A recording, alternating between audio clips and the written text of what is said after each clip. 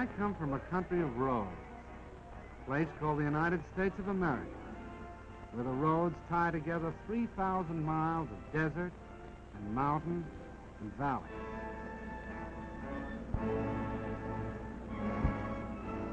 Because of the automobile, Americans who live 100 miles from each other are as close neighbors as the man next door.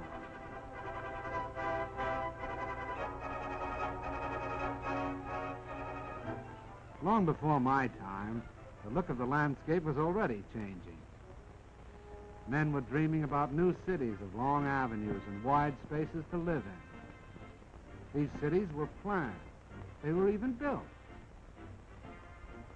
But in miniature, only. Because this dream, like every other dream of a free people, was threatened, the men of my country went to war.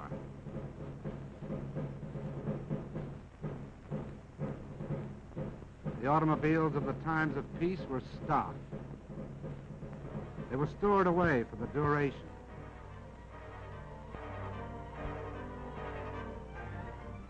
A new kind of army mule on wheels was needed to keep up with the motor divisions that took to the highway. And that's what I was going to be.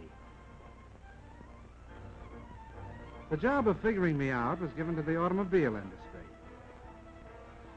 Every year, men like these had designed a new and more beautiful collection of cars. These new models were presented like debutantes at auto shows that were the social events of the season. In the hands of these experts, there was no telling just what I might turn out to be. A beautiful sedan, maybe, with all the gadgets and devices. A handsome roadster. Maybe a peacock. They worked on me and worked, and finally, here's what came out. Can this be an automobile, men wondered? Looks more like a four-wheel Beetle, one of them said.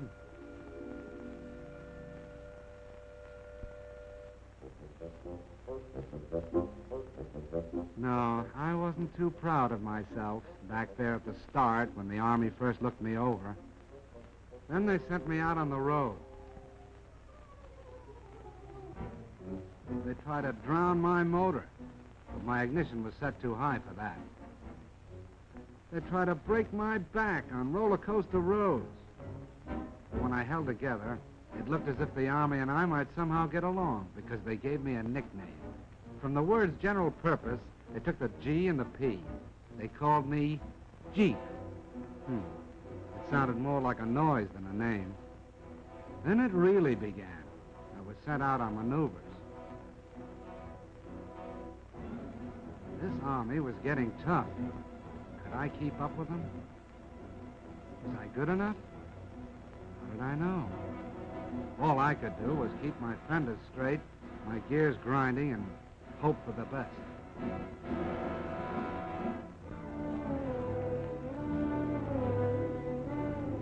And the things they asked me to do, like rivers, for instance. I had to be light enough to cross water in my own canvas tarpaulin. Lucky I didn't weigh more than 2,200 pounds. And it was lucky that I wasn't any bigger than 11 feet long and 5 feet wide and 3 feet high. Because when the outfit took to the air, they expected me to go right along with them.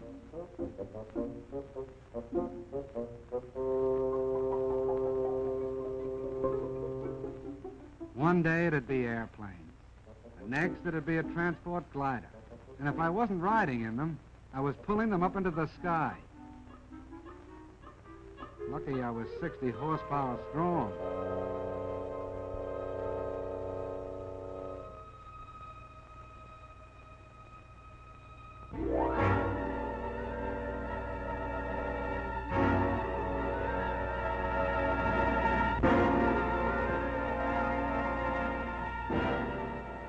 The Army was getting tougher, preparing itself for the big offensives that were coming. And I had to get tougher to keep up. I'll say one thing. No matter what they asked me to do, pull cannon, break my own road through the underbrush, or keep moving at better than 70 miles an hour, it was no worse than what my driver was ready to do himself. The American soldier and I got along fine, like a good rider and a horse. We got to be pals. But even so, I had my doubts. Most of the machines around me had proved themselves in battle. I was still on probation.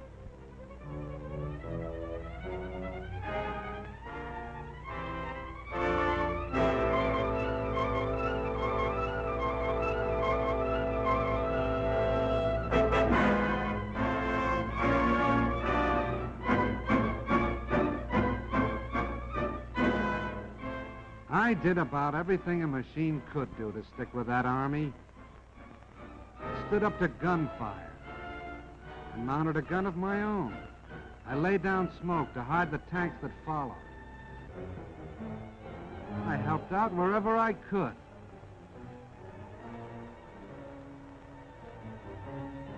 I even learned how to splash across rivers.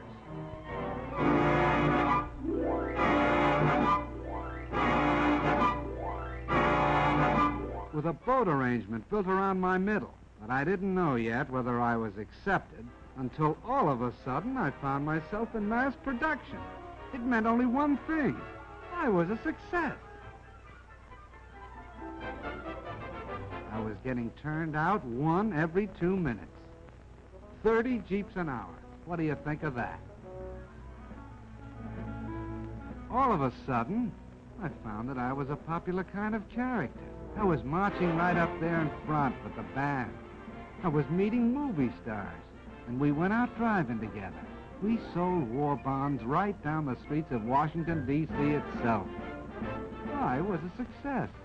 I got all set to go traveling. They credited me up for shipment overseas to do the job I was built for.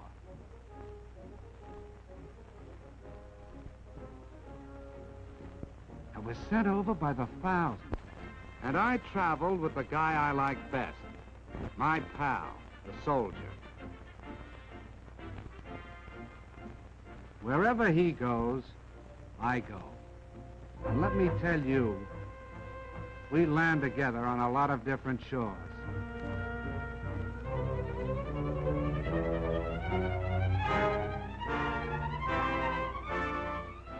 I went to work in the South Sea Islands. I fought mud in North Africa. I went sightseeing in Egypt. And in China, I teamed up with General Stilwell, with General Chennault and his Flying Tigers. I kept from freezing up in Alaska and from boiling down in Timor. I traveled with General MacArthur in New Guinea. I was a success. I hobnobbed with famous people, like Wendell Willkie, with King George, and Queen Elizabeth. I went out with presidents. I was with Mr. Roosevelt in Casablanca. And I was part of the victory in North Africa. I was a success. But the thing that makes me a success most of all is this. I've made a friend. I mean the soldier. Wherever you see one of us, the other won't be far behind. And that goes for now, when we're fighting together, and for after the war, when we'll be building together. Because the rumor is going around that the Jeep is here to stay.